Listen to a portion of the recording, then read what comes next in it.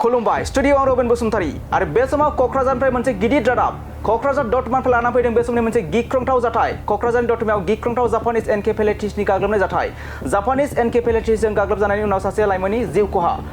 खहा जानाय सेंग्राया दतमा सिमलागुरिनि अरन मोसाहारि फाहामथाय होबाय थानाय समावनो जिउ खहा जायो सेंग्राया दतमा सिमलागुरि गामियाव गिख्रंथाव जापानिज एनकेफेलाइटिसनि गाग्लोबनायाव जायो जिउ खहा सासे लाइमोननि क'क्राझारनि दतमायाव गिख्रंथाव जापानिज एनकेफेलाइटिसनि गाग्लोबनाय जाथाय जापानिज एनकेफेलाइटिसजों गाग्लोबजानायनि उनाव सासे लाइमोननि जिउ खहा जानाय सेंग्राया दतमा सिमलागुरिनि अरन मोसाहारि फाहामथाय होबाय थानाय समावनो जिउ खहा जायो सेंग्राया